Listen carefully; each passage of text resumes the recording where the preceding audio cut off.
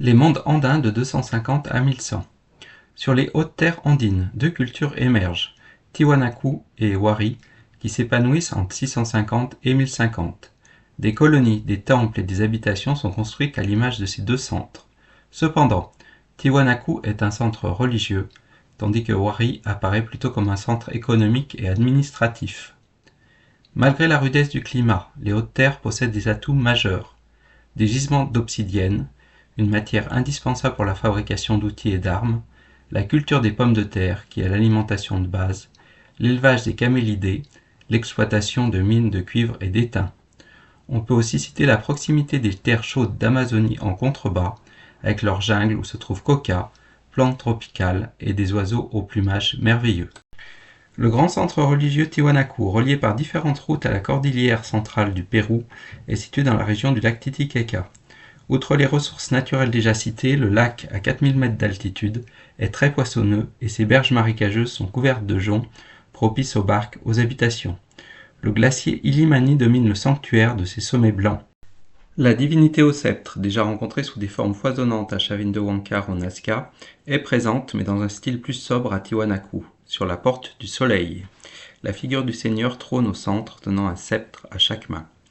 Le sanctuaire possède des monuments massifs. La pyramide d'Akapana, imposante avec ses énormes blocs de pierre, une tradition qui sera reprise par les Incas. La plateforme du Kala Sasaya, entourée d'une enceinte dont les grandes dimensions témoignent de l'importante fréquentation du site. On remarque aussi des monolithes aux figures anthropomorphes, sculptés, tenant des récipients ou des sceptres. À la même époque se développe l'empire Wari, d'après la ville du même nom, étudié tardivement dans les années 40. Les archéologues sont frappés par les liens iconographiques de ces vestiges avec Tiwanaku, mais ce n'est pas un sanctuaire, c'est un site de 70 ensembles quadrangulaires, entourés de murs, avec des cours circulaires ou en D, et qui a pu atteindre 30 000 habitants. Sans pyramide à plateforme, sans palais, mais avec des habitations, des magasins et un temple semi-souterrain à proximité. On peut l'interpréter comme le centre d'une société hiérarchisée, centralisée, basée sur l'exploitation de différentes ressources et qui prélevait un tribut à ses populations. Wari, avec ses routes, ses greniers, ses stocks, s'étend sur une distance considérable, et l'empire a des centres administratifs importants, des relais. L'un des plus remarquables est Pikilacta, qui compte d'immenses entrepôts de grains, de pommes de terre, de vêtements.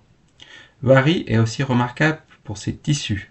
Les camélidés sont élevés depuis les temps préhistoriques pour leur laine. Le tissage de tuniques multicolores aux dessins complexes est organisé par les autorités politiques et religieuses et requiert une force de travail importante et formée. Les tissus de Wari, comme leur céramique, se distinguent par la géométrie des figures et l'abstraction des formes. En 1100, Tiwanaku est abandonné et Wari s'effondre. On évoque des troupes politiques et des invasions assez mystérieuses venues de l'Est.